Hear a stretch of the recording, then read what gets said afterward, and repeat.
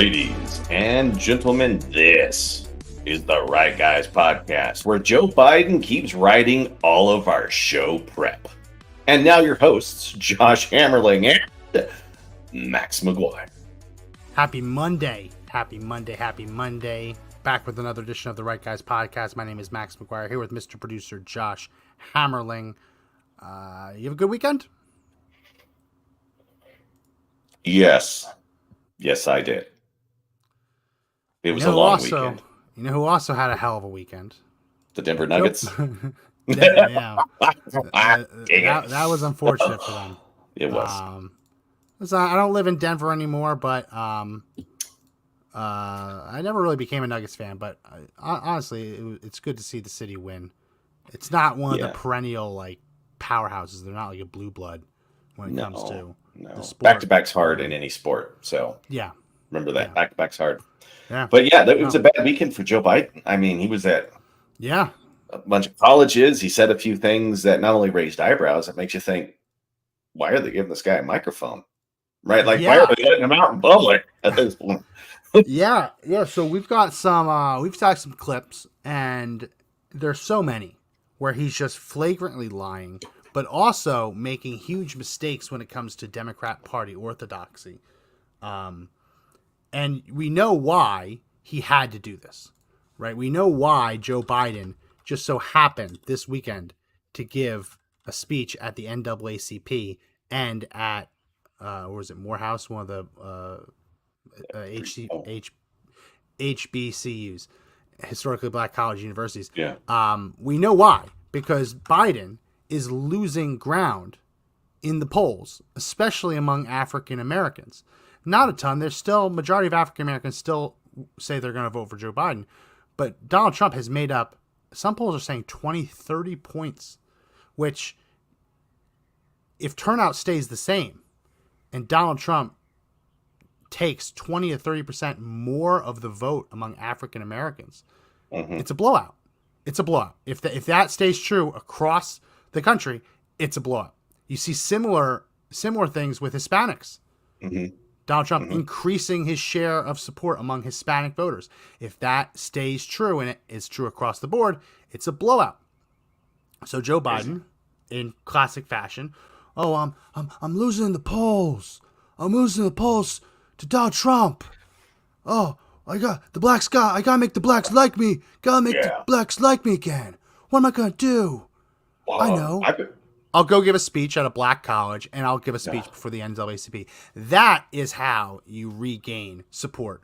And it's not just that he's losing support among blacks. He's losing support among blacks under the age of 40. So it's a very specific. It's either under 40 or under 50. These are African Americans who are still working, who are experiencing the hardships of Bidenomics.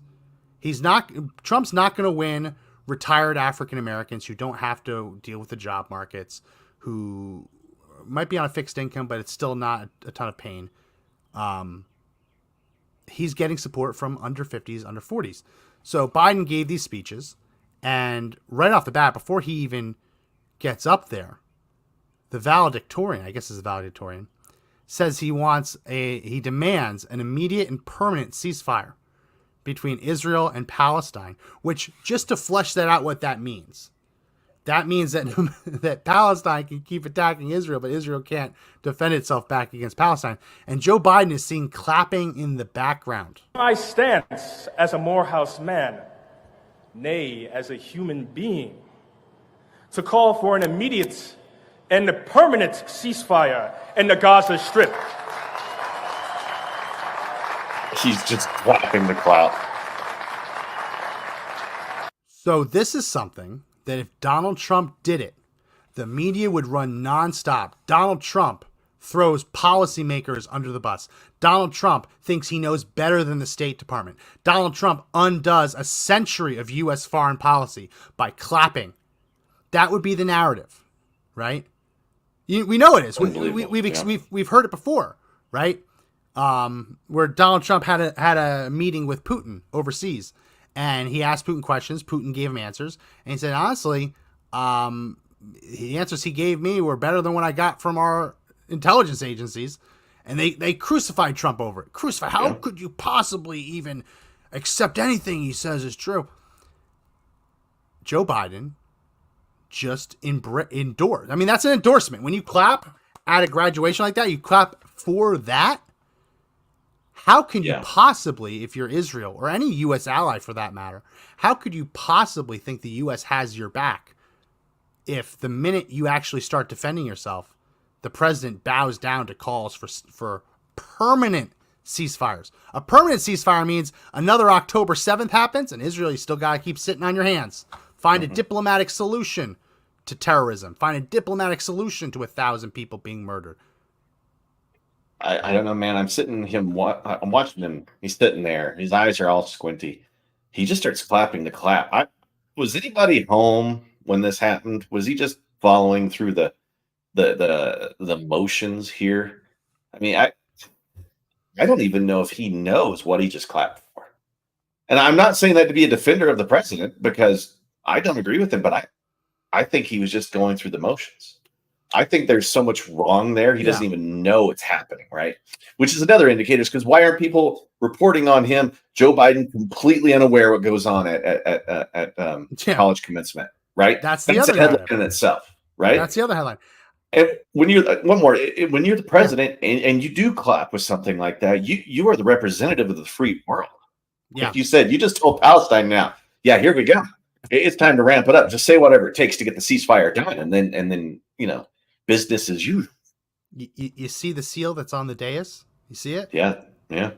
That commencement address was given from a podium with the seal for the President of the United States. It is, you look at the eagle. That eagle is pointing towards the arrows. No, the eagle's pointing the other way. The eagle's pointing left. Oh, is it? Okay. Yeah. Oh, yeah. Okay. So in times of war, the eagle will face the arrows. In times of peace, the eagles will face, I think it's olive branch. Olive branch. I think it's an olive branch. Olive branch. Yeah, olive branch. So I had a Biden moment. I had a Joe Biden moment. So from a podium with the presidential seal, with the eagle pointing the symbol of peace, this guy says, to be a human is to demand the immediate and permanent ceasefire. And Joe Biden on screen, just stage left, right behind him, claps. I can understand. It's happened to me before, where I've been at events and I've just clapped just to go. And I said, wait, what the hell did I just clap for? Right. But I'm also not the president of the United States. I also don't have 100 cameras on me at any given moment. Yeah. Right? You don't get to zone out at these events. You're on. And this is a problem with Joe Biden. He can only be on for so long. Medication doesn't allow him to be on 24/7 or even 16 hours a day with 8 hours of sleep. He has to pick and choose his moments where his brain will function. So he clapped to that. And it's giving hell of a mixed message. Really? Last week, Joe Biden put a pause on military aid to Israel after Congress passed it. The deal that Congress passed, which I didn't support this agreement, but the deal struck between Democrats and Republicans was that in exchange for funding Ukraine foreign aid, Democrats would agree to fund Israeli foreign aid. Republicans said, okay, fine, we'll make that deal, fine. The Ukraine aid goes through no problem, but Joe Biden halts the Israeli aid, saying, don't you dare finish this campaign and go get the rest of the hostages in the last area of Gaza Strip you haven't gone into yet. Held it for a whole week. When Donald Trump did that to Ukraine, saying, hey, we might need to pause this until we start looking into what's going on with the Biden crime family in Ukraine, he was impeached for it. They impeached him, saying he was playing political games with U.S. foreign policy and foreign aid. So Joe Biden didn't pause Israeli foreign aid for nothing. He did it because the polls showed he was losing support among young Americans. It was a political calculation. So where's his impeachment? Held it for a week. Where's his impeachment? It's not there. I mean, Donald Trump was impeached, Max. he was impeached twice. One for, I forget, the second one was for the money for Ukraine, and then he was impeached for was it telling people stuff? to protest peacefully and That's patriotically. That's right. It was okay. And they said, actually, you meant storm the Capitol, so we're impeach you. Right. But where's the outrage here? Where's the Republicans trying to pull the same thing that the Democrats did? They don't have the backbone to stand up and do it. I mean, half of them are usually voting on the other side anyway. So, are any of us surprised? No. Right? Is this par for the course now for Republicans? Give half of what they want to Democrats, and Democrats get everything? I mean, that's the playbook that we're seeing here. And do you really think they're going to let an impeachment happen a few months before the election? They let an impeachment happen after the election. They impeached Trump after he was already gone. So anything can technically happen. Okay. But do you think they do it right before an election? No, they're not going to. I mean, I'd love to see it. That would be like political theater, right? Listen, the precedent they set, a president could be dead and in the ground, and they say they can still impeach him. It's craziness. It's crazy stuff. But when you're Biden and you're giving this address and you're giving this speech, and you're there, what Republican or Democrat, I don't care, right? If you're going to give an address at a commencement and that podium is going to bear the seal of the President of the United States, right? That's not something that gets taken lightly. Republican or Democrat, whatever your policies are, at that moment, you are speaking for the country. You're speaking for everyone here. As we're going to cover, he said some crazy shit. You're speaking for everyone. You're speaking for everyone, right? And so you have a duty to, at the very least, try. At the very least, try not to F everything up. Try not to undo an alliance with another country, right? Right. Try not to start an international incident. Yeah, it's a very simple thing. And typically, these speeches were very basic, talking about the goodness of America, the promise of tomorrow. You go back and you look at the commencement addresses that presidents and vice presidents have historically given. These weren't political speeches. No. They weren't. And what Biden turned this into, they're inspirational, because that's the goal of this. The goal, I mean, I might be biased. I went to a Jesuit university, and I'm not all in on everything the Jesuits do, but one of the things that St. Ignatius of Loyola said was to go out and set the world aflame. And that was like the mantra of 4 years of education, right?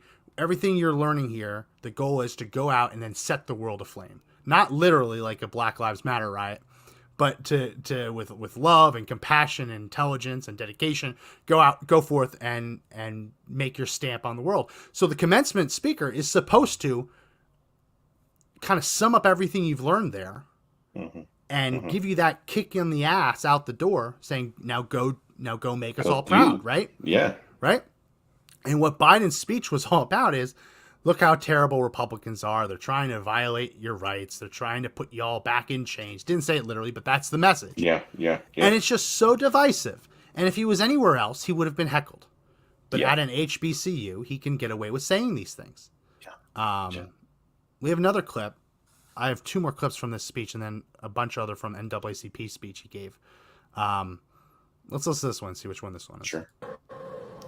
They won't allow water to be available to you while you wait in line to vote in an election.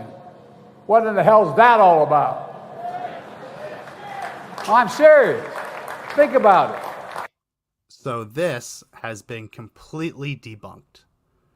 So what he's referring to. So let's look at what he said versus what actually happened versus the reality. He said they're not letting water be made available to you while you're waiting in line to vote. The narrative that comes out of that is, if you're black and you're in line to vote, you're going to die of dehydration. I don't know exactly. Yeah, somebody's going to take your water away from you. Yeah. I mean, I don't know what to say here.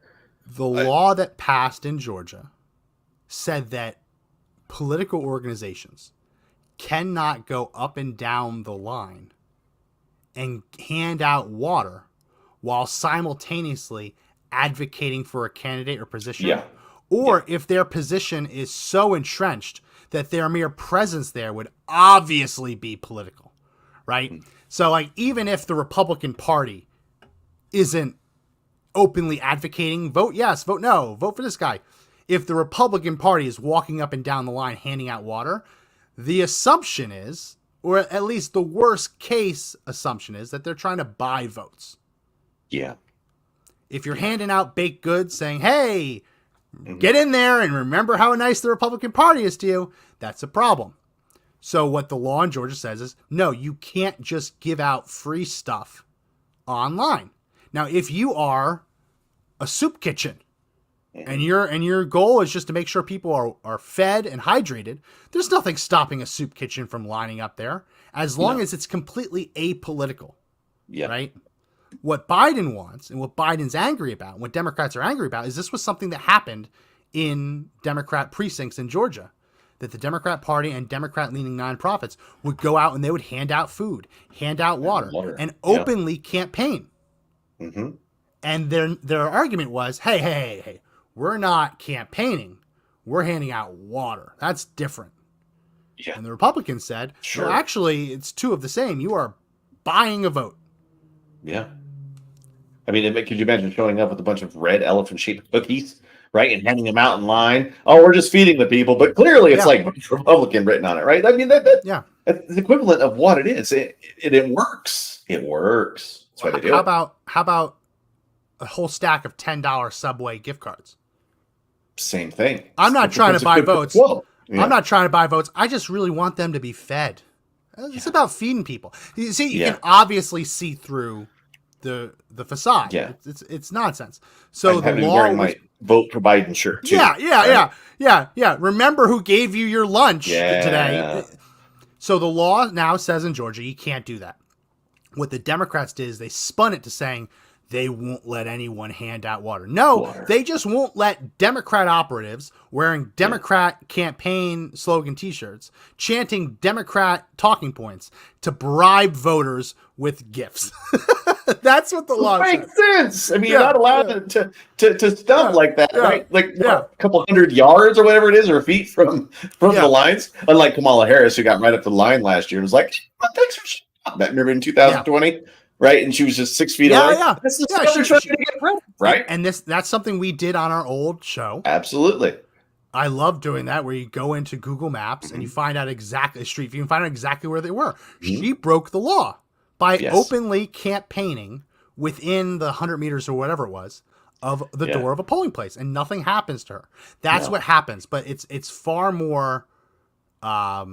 They try to be sneaky about it, right? They try to be sneaky with buying votes. And this was saying you can't buy votes.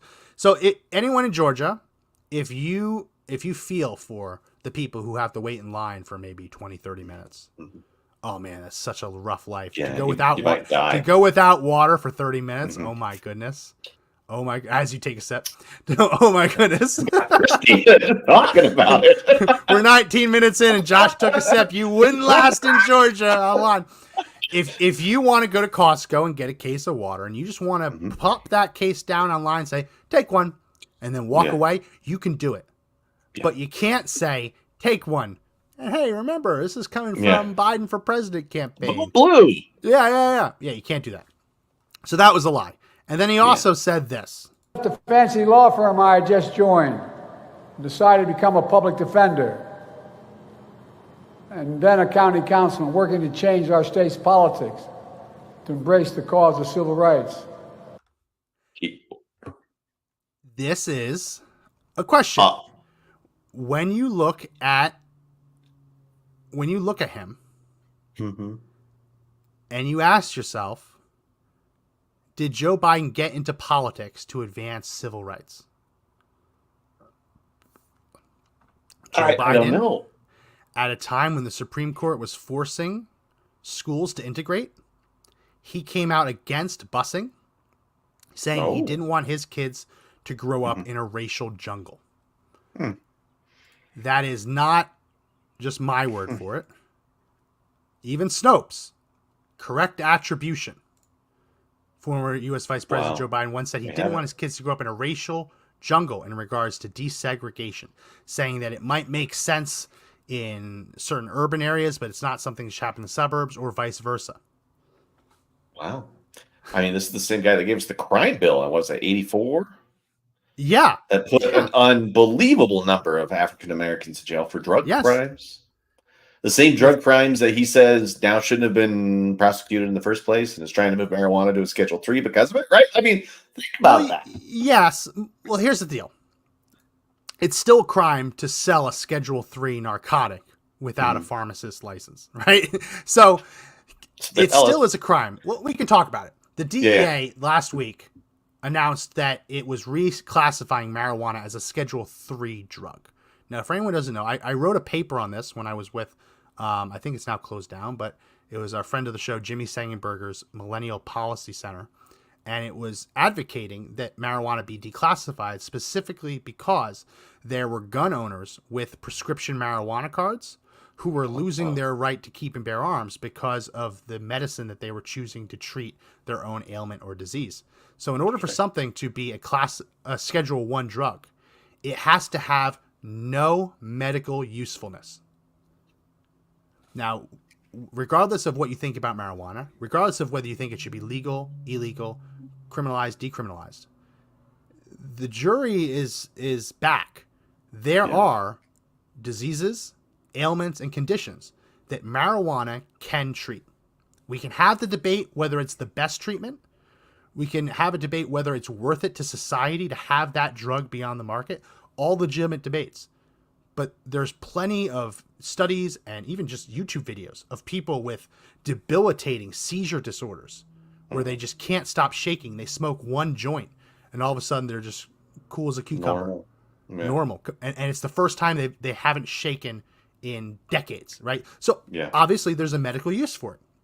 So reclassifying it as Schedule 3 will allow those studies to be done to see how useful it is. What diseases can it treat? What protections need to be put in place for society at large to make sure it doesn't harm school children, things like that. Those studies couldn't happen, at least the federal funded studies, couldn't happen when it was a Schedule 1, because if it has no medical usefulness, the NIH can't put public funds towards studying its medical usefulness. So all that is fine, right? It's still going to be a crime.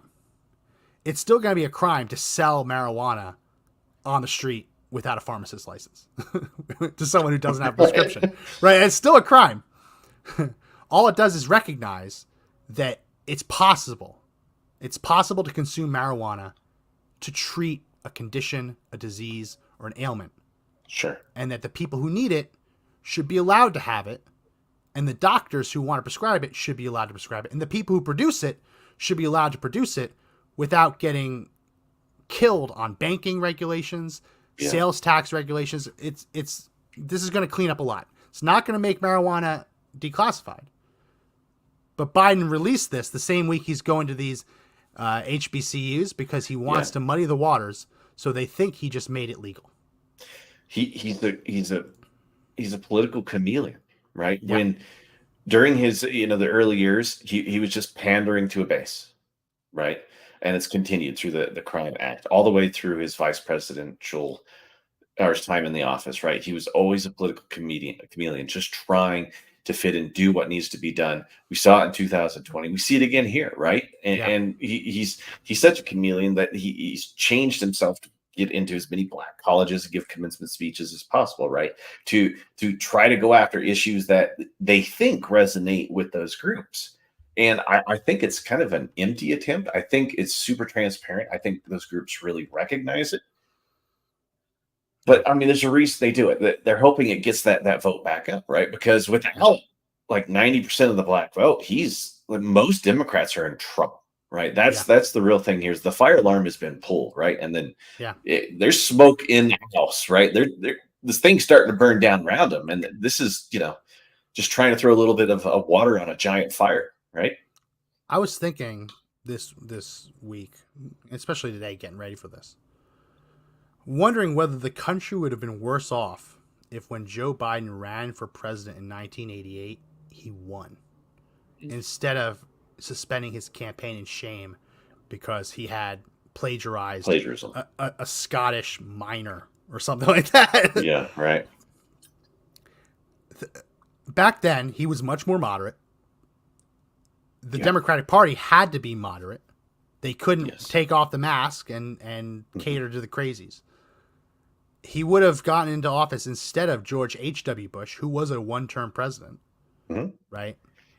I'm trying to think if Joe Biden had been president for one term only, the same way George H.W. Bush was. I don't think history would have been that much different. He might not have gotten some tax cuts the way you would have gotten them under H.W. Bush. Probably the Iraq War would have gone a little bit different. Maybe the fall of the Soviet Union might have gone a little bit different. But may not have a Bill Clinton in office. If he ran for 2 terms. Sure. Yeah. Like if we're going to play that hypothetical, there's no Bill Clinton, right? And then who's the next person to come in? It's probably not going to be. But if he ran one time, it could change it a little bit. But I would much rather have preferred that Joe Biden had been president then than this Joe Biden is president now.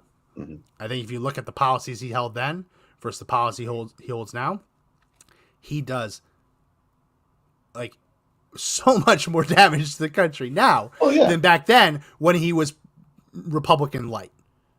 Yeah.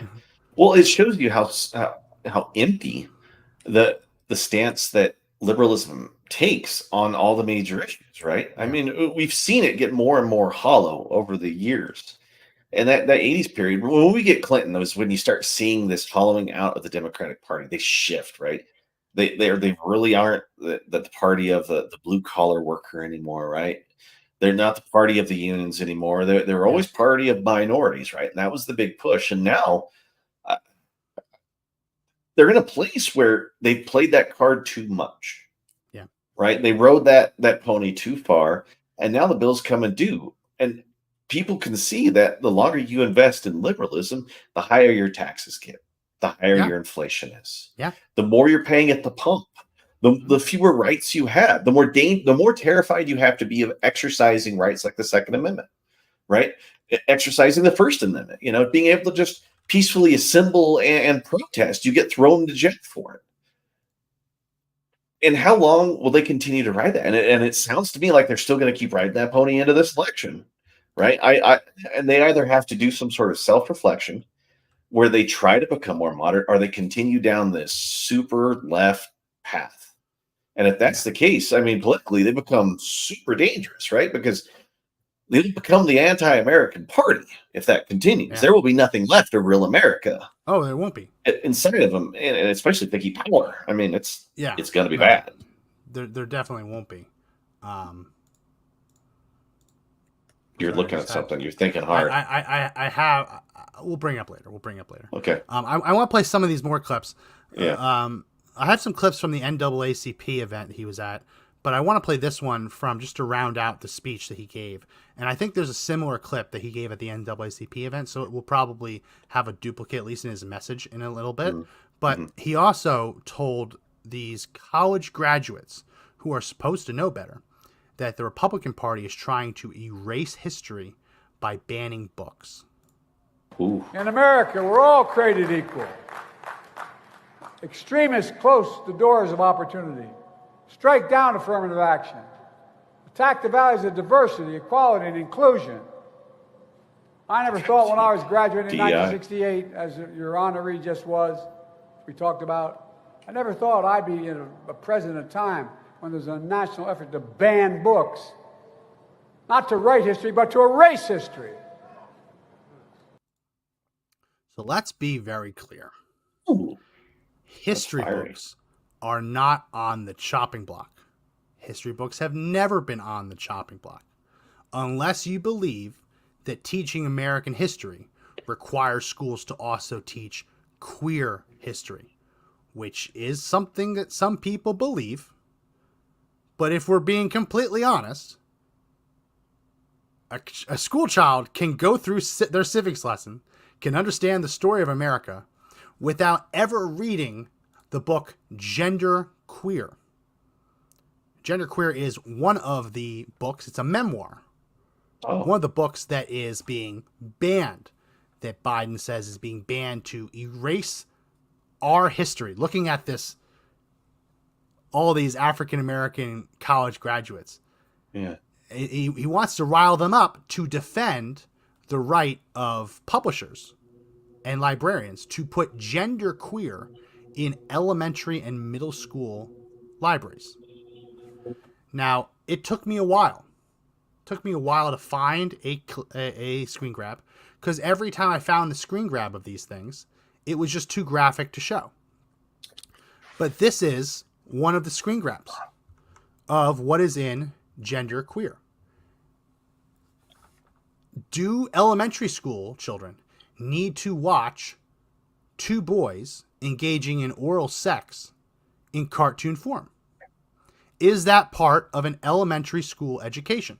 Joe Biden says it's destroying our history. We're targeting our history. Explain to me how giving school children graphic novel illustrated oral sex act walkthroughs is part of our history. And listen, it has nothing to do with the fact that this story is two boys. If this was a man and woman, woman and man, woman and woman, it doesn't belong in elementary schools. It doesn't belong in middle schools. If I was just a person standing outside and I handed pictures like that to kids, I could be arrested. Right? Yeah. I mean, I'm handing off, if I got rid of all of the lettering, right, and I just handed off that picture to a kid, that would be some sort of sexual charge, right? That would be me assaulting that kid by giving them this picture, right?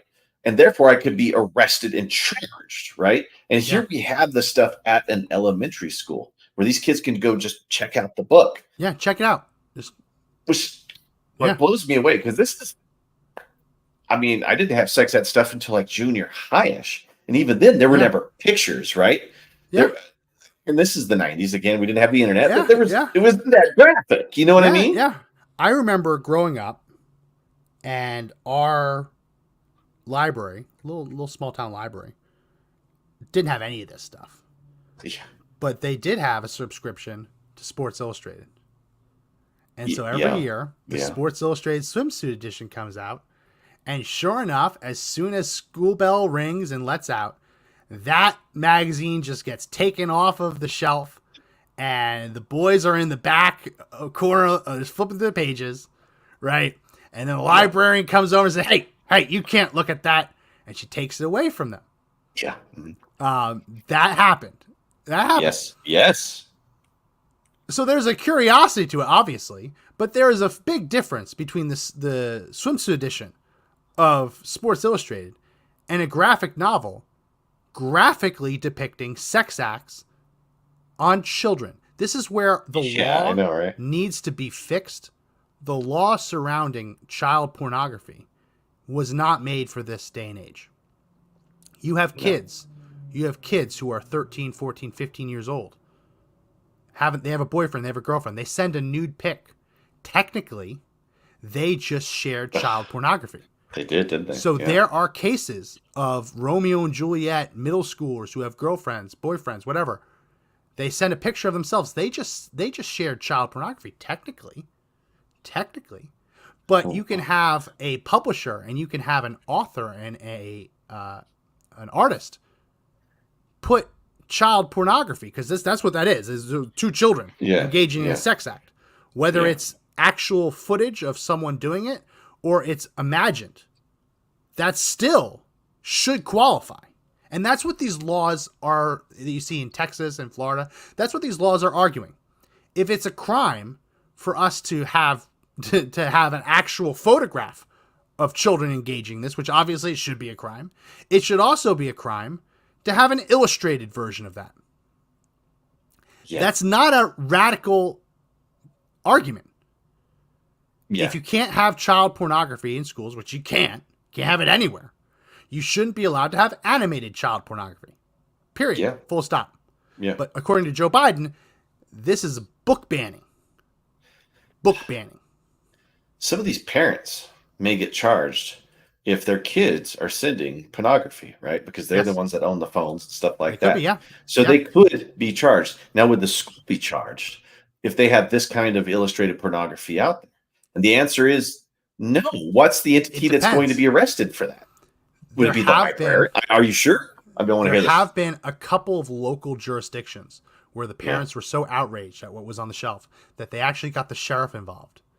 And the sheriff didn't arrest the librarian, but the sheriff told the librarian, you are in violation of this statute of distributing sexual materials to a minor. Yeah. I highly recommend you take this off of the shelf, right? Then it wasn't the content, it was the distribution method, which, and a lot of these states are also the states that say you can't access adult materials unless you prove your age, right?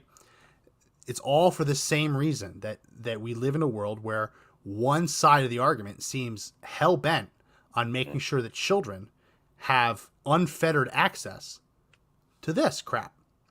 And like kids are going to find what they want to find, right? Yeah. And there's a difference between a kid curious, goes through health class in 5th grade, 4th grade, whatever, and gets curious and searches out information. That's a big difference between that and school librarians or teachers or administrators forcing this on a child, saying, "Oh, you should read this book. Go read this book." That's weird. That's objectively weird. You know where it gets weirder is when you bring in a transvestite or a crossdresser to come in and read those books to individuals, right? I mean, that's where it's been heading. And then how many examples have we seen that, right? I've seen you've seen those pictures. The one where the man dressed in women's clothing with like demon headgear on. Yeah. And he's reading a story to children, and the left is like, "Oh, this is beautiful. This is exactly what we wanted." And I'm like, "What the hell are you talking about?" Yeah. And it has nothing to do with the cross-dressing bit of it, right? I mean, that's a big part of it. But if anyone dressed up as a demon, there's no unfettered right to read books to children.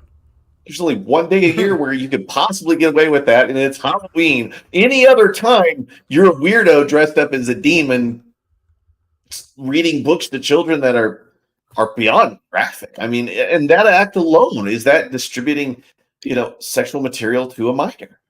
Like, these are all the things that we're expected just to accept, right? What the liberals do over here isn't. It shouldn't be punished by law because it's freedom, right? And it's exercising our rights. But anybody else was to try to disseminate the Bible at a school, they'd probably be arrested. This is the pictures. This is the fastest one I could find. But this picture, I can't get away from this picture. And anytime you talk about Trans Story Hour, I can't help but to think about this picture and trying to understand, why does anyone think that this is okay? And it has nothing to do with the sexual orientation of anyone. No. This is just weird. And for anyone to sit in the back and celebrate that, it's just weird. It's just, and I can understand at least some of the argument, like, oh, well, we want kids to be exposed to this so that they're comfortable with this. I don't think anyone should be comfortable sitting next to someone who looks like that. I mean, I want my kids to go their entire life without ever coming across someone dressed like a demon. Yeah. Like if I can give them that life, then I've succeeded. That's success, right? That's success. You know what would be far better for inclusivity? How about Disabled Story Hour, where someone in a wheelchair comes and reads to the kids? Yeah. That way they become more aware and more comfortable and understanding of people with disabilities around them. That would do wonders. Yeah, or just people. A lot of kids are averse to people who are old in their 70s and 80s. Yeah. They've never seen anyone that old. Why not have some old folks come in and just read to them? Really nice books. It's especially true now. I can tell you with my kids coming out of the COVID-19 lockdowns. My oldest son, Max Jr., he missed it started when he was 2. So 2 and 3 years old. And a little bit of 4, but 2 and 3 years old. He didn't have really a lot of interactions with people in public. And so he's fine now. But like at 2 years old, 3 years old, you expect kids to understand facial expressions better. Sure. Because they're out and about seeing facial expressions. Back then, Everyone's wearing masks. You don't get the facial cues. You don't understand how to read body language. So there is a whole segment of the population. These kids that need story hour, the story hours should be designed to undo some of the damage done by the pandemic. Yeah, bring in people who have disabilities. Bring in people who are different races, different colors, different creeds, right? Kirk Cameron brought in people that were reading the Bible and Bible stories and his own books. And people wanted to hang him for that. Yeah. Right? Absolutely. Yeah. And there was outrage over that. But you've got to accept the white-faced demon in front of a rainbow, right? I mean, the disparity. If this is about inclusivity, and let's build a society where people are so comfortable with one another, I could probably name off a dozen different classes of people that would be better served reading to youngsters than whatever the hell this is, right? Yeah. The absolute last class of people that youngsters need to be exposed to are the people who make their own sexual fetishes the main part of their personal identity. Like you know what I mean? Like, because that's what we're talking about here. We're not talking about like oh, you can't, if you're disabled, you can't help that. That's who you are, right? Yeah. But this is a class of people. The transgender story hour insisted on transgender story hour. They are insistent on making their sexual proclivities, their sexual fetishes, not only a major part of their personal identity, but a public-facing part of their personal identity. That's crazy. That's crazy. Yeah. Especially when you throw in furries, right? And you start throwing in the even weirder ones out there, right? People are like, you can't call them weird. They're people too. Well, if you dress up like a dog and you're playing with a bone and you're a bunch of grown men, I think that's a little weird, right? Yeah. But they want your kids to see it and consume it. So why do this unless you want to normalize those kind of things, right? Unless you want to change. That's the goal. That's a big change. That's the goal. And if it's normal, they see it all the time, they'll just accept it. That's the goal. But if that's the goal, we should be going into white communities and have an African American story hour, like where every now and then someone comes in who's black, and that might be the first black person that some of these white kids in Kansas and Nebraska have seen, right? I mean, this is reality. The same thing the other way around. Have a white reader come into an inner city school. That's what we should be doing, right? And ask yourself, is there any other sexual fetish that would be put on a pedestal and told that it's very important that this person, because of his sexual fetish, read to school children? Like, can you imagine? Like, oh yeah, I'm signing up for kindergarten story hour. Okay, why do you want to do it? Well, I'm a real feet guy. I feet turn me on. I really want to show kids why feet turn me on. Yeah, feet turn me on. Nandla shows up. Feet turn me on, and it's really important that the kindergartners know that. You'd be laughed out of the library. I would kick your ass for that. Like, if it was my kid, right? If you walked in, okay, why do you want to read to kindergartners? Well, I'm an ass guy. Right. Yeah. It's like the Seinfeld episode. Girl. Like the Seinfeld episode, Ass Man. on the license plate. I enjoy a very voluptuous woman. Like that doesn't belong on the application for reading to kids. And Max, there's some psychologists out there and anthropologists who identify some people as being like, you can't call them pedophiles. They just happen to be young person attracted. That's your shtick, right? Suddenly you've got people who I forgot what it was, but minor attracted person. Was a minor attracted person. And if that person comes in and they say, I'm really attracted to children, like, that becomes the norm. Is that something that would occur? And we know that that's where it's headed, right? It is crazy. And we know that there's always going to be crazies among us who want to push this agenda. It's up to all of us to push back and say, actually, no, thank you. Yeah. Actually, no, thank you. We've had it, Phil.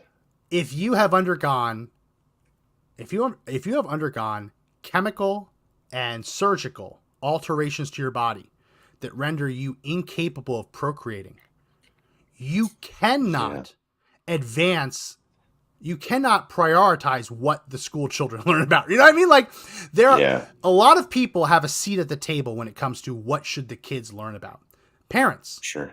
grandparents, right? Community members, sure. The absolute last person in line to have a say over what the school kids should learn about should be the people who have chemically or surgically altered their bodies to make procreation physically, physiologically impossible.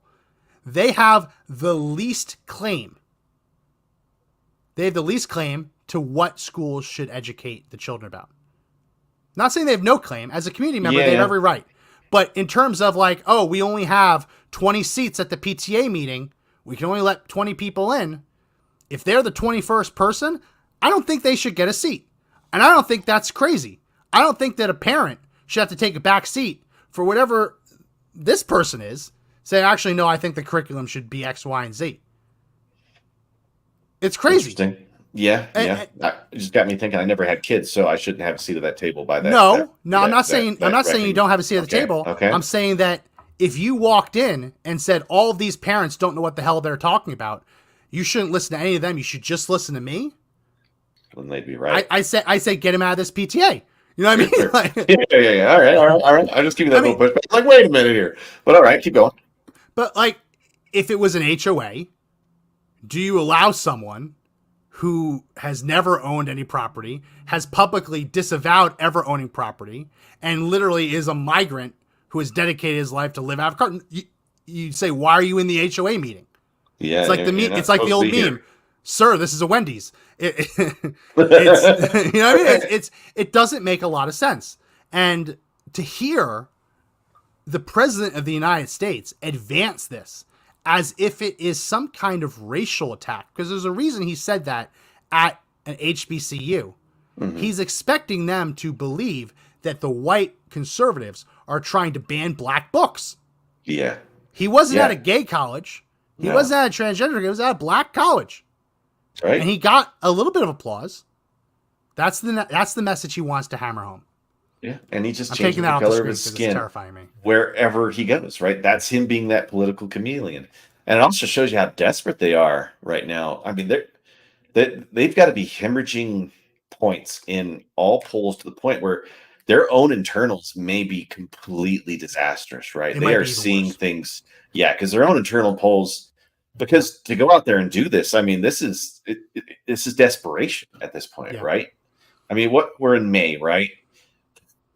You're already this far into the year, and you're losing votes, right? You're losing points. This is the time when things usually are flat, right? It's guess, right around August when you start to see the change. My guess is, I think you're right. I think the polls are worse than the public poll, like the CNN, New York Times poll we saw. I also think that the internal polls are showing that this shift is immovable, that it is solidifying, that it isn't just I've become slightly more likely to vote for Trump. I think what's happening is that people are going from being slightly supportive of Biden to extremely supportive of Trump. And it's not just that they are seeing the shift. They are worried that it is like concrete, it's going to cure and it's going to harden. Mm-hmm. And once that happens, you can't put it back in the bag, right? So that's what I believe, because you had these polls come out, and then the next week suddenly he's giving a speech at a HBCU, and he's giving a speech at the NAACP, and he's reclassifying marijuana, right? You don't do that if you say, "Oh, they'll come back." It's like no. It's like Hamilton. You'll be back soon. You'll see. Like imagine Biden being like talking to the African American community. Yeah, you'll be back. Don't you remember you belong to me? And the other kicker is once you get a Republican back in who makes lives for every person better, right? And he could pull that off in 4 years. That means in the next election cycle, when Trump can't run, they will be fighting an uphill battle. They're seeing, you're right. They're probably seeing a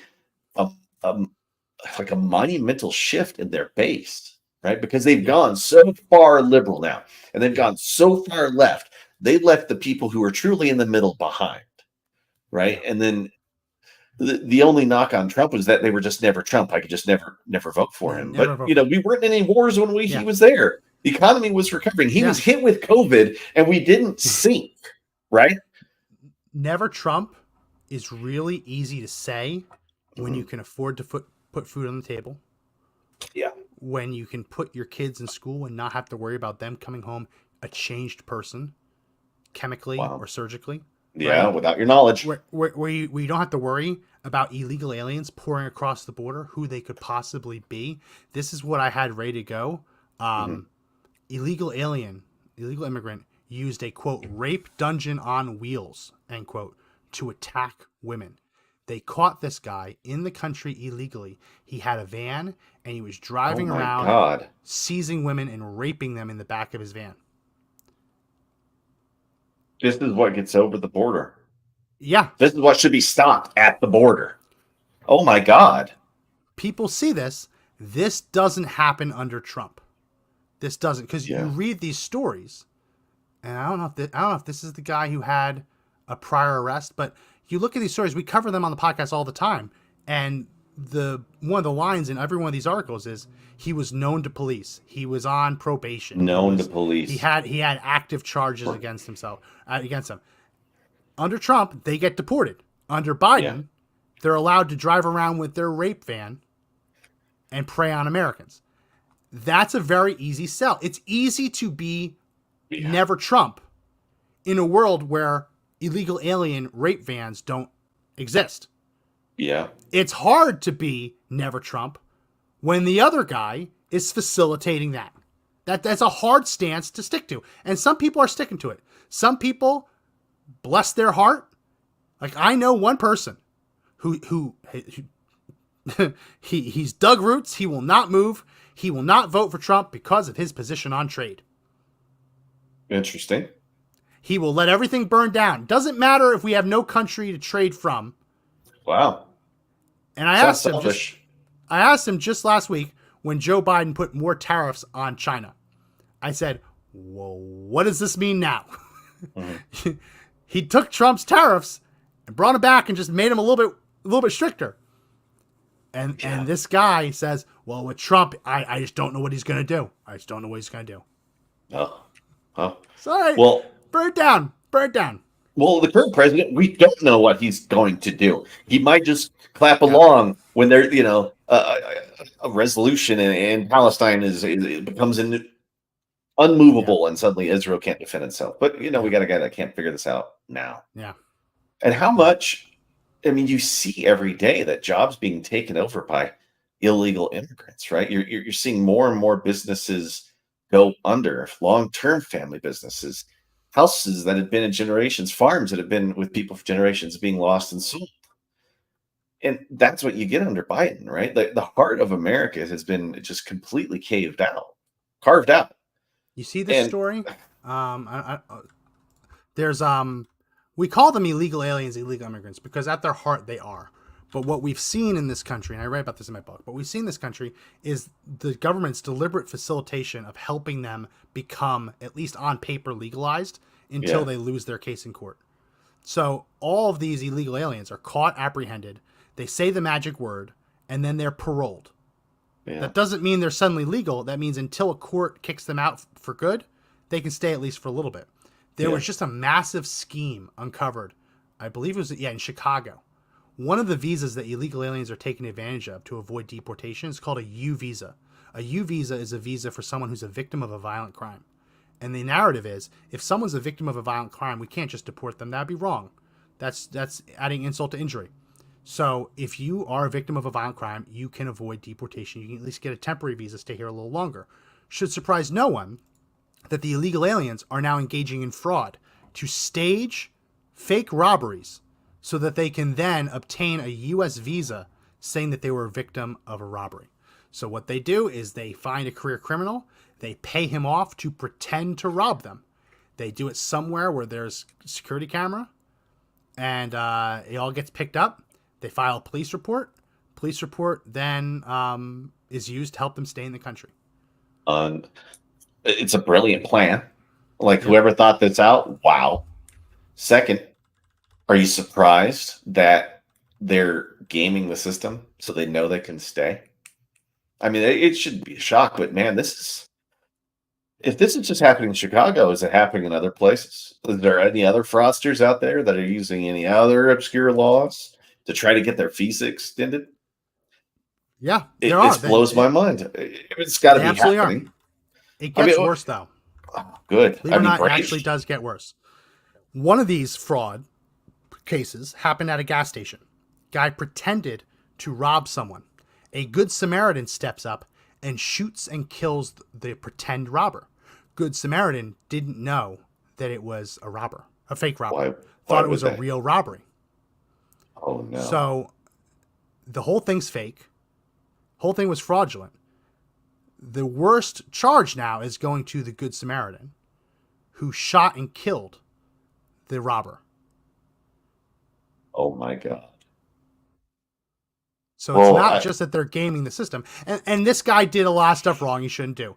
If someone commits a robbery, that's fine. You can't shoot and kill them as they're running away from the robbery. That's not good. Yeah. But in the moment, he's pulling out his gun to help someone who's just been victimized. Right? He was trying to do good. Wow. So yeah, this is happening all over the country. Not the murders, but the fake robberies. And they're gaming the system with U visas to stay in the U.S. Is that crazy? Where's his pardon? I mean, if he was illegal, he might have been pardoned for that. I mean, he might have gotten away with that. I mean, look at what's crazy is all the pardons they hand out and what they're willing to give out to all these illegals, right? I mean, money on cards, places to stay. I'm sure there's places in Chicago where people genuinely need money and a place to stay. And the Democrats promised it since the 1960s, right? Oh, for sure. Over and over and over, and nothing has been done for Black communities. And all of a sudden, this group comes out of nowhere, and boom, they get it all. They don't even have to ask for it; they're just given it. It's not just that they're getting it all; they're getting it all with the least possible connection to the country and the community. Yeah. Like, if you're going to give, I don't like government picking winners and losers. I don't like government saying, okay, we think you should succeed in life and you should pay for it. I don't like that.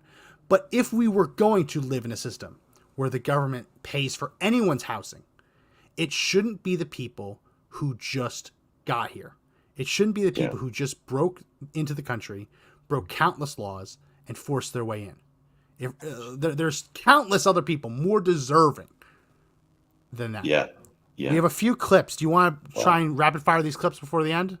Yeah, like out there, because this one I picked up. It's all good. I'll add the stage in a minute, but sorry. Go ahead. What are you saying? Nothing. I thought you wanted me to play one. Go. Okay. Folks, I never imagined that in 2024. All right, this is the one we just did. Okay. Yeah. Here's the And next when one. I was vice president, things were kind of bad during the pandemic. And what happened was Barack said to me, go to Detroit and help fix it. Well, poor mayor, he spent more time with me than he ever thought he was going to have to.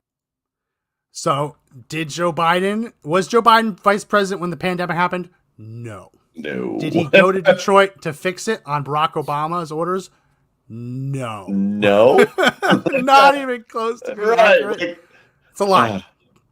Here's the next one. My name's Joe Biden, and I'm a lifetime member of the NAACP. Matter of fact, the first organization I ever joined was the NAACP. Wait a minute. I'm gonna venture to say that's bullshit. Let me look it up real quick. Was Joe Biden ever a Boy Scout? I maybe, right? Probably not. The Boy Scouts aren't what they used to be. Now they're just the Scouts. Joe Biden was a Boy Scout. Wow. Well, there it is. I mean, is Snopes going to do a correction on that? I mean, did he mean the first one he joined when he got to college, maybe? Or maybe high school? Or he was so it's very obvious. I mean, he says that he's a Catholic. He is a member of the Catholic Church. That was the first organization he joined, when he's baptized. Yeah. However he's stretching this, it's bullshit, and he's lying, and he's pandering. And this is, in my opinion, worse than Hillary Clinton carrying around hot sauce in her purse. For the tacos? For Charlemagne the God. Yeah, the God, yeah. But they said, "Oh, are you just pandering?" He said, "I don't know. Is it working?" Yeah, this is worse than that. Yeah, it's. And what's bad about it is that he can't even get reality on it right. And even if he says it now, they kind of have the out. They can just say, "Oh, that's just Joe being Joe," right? Yeah. Like, it's gotten to the point where the dementia is just becoming part of the excuse. And at first they were trying to not make that happen, but no, dude, it doesn't matter. Teleprompter. This is a crafted lie. This is an intentional. Wait, you mean somebody actually told him to say that? Someone told him to say this. Fire that speechwriter.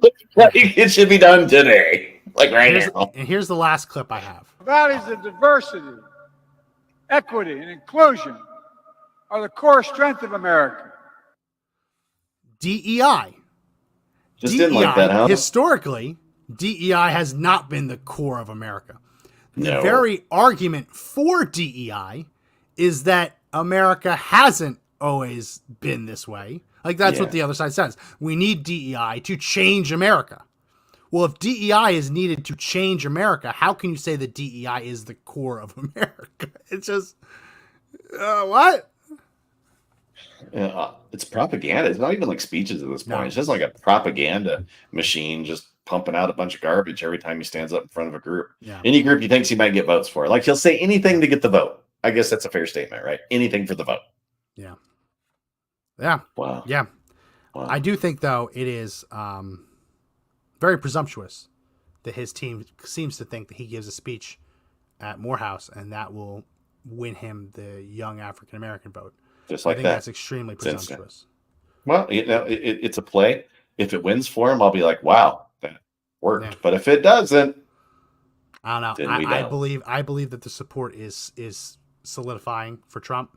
I think that the cement is curing. You can still break cement, but it's going to take a sledgehammer. It's going to take a jackhammer.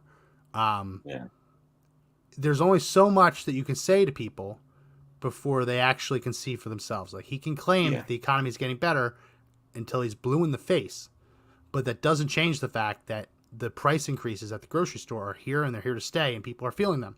You can't gaslight your way into getting people to support you. Yeah.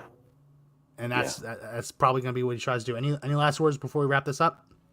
Oh, I'm just going to share that when I'm on social media, I don't know how many times I see our wonderful brothers and sisters out there in the conservative movement who say Donald Trump has a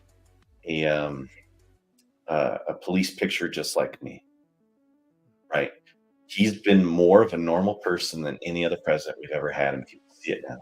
That's why they spent so much time telling you he wasn't. That's true. It's true. Well, that's it for this edition of the podcast. If you like it, subscribe. Subscribe if you're watching us on Twitter or anywhere else. We go live on Twitter, on Rumble, on YouTube, so check us out there Monday, Wednesday, Friday. We also have the audio edition of the podcast everywhere you can find audio podcasts. Check us out there as well. That's it for this edition of the podcast. My name is Max McGuire. I'm Josh Hammerling. Remember that the fight to take back our country is not over yet, but the only way we win is if we all stand up and fight together. See you next time. See ya.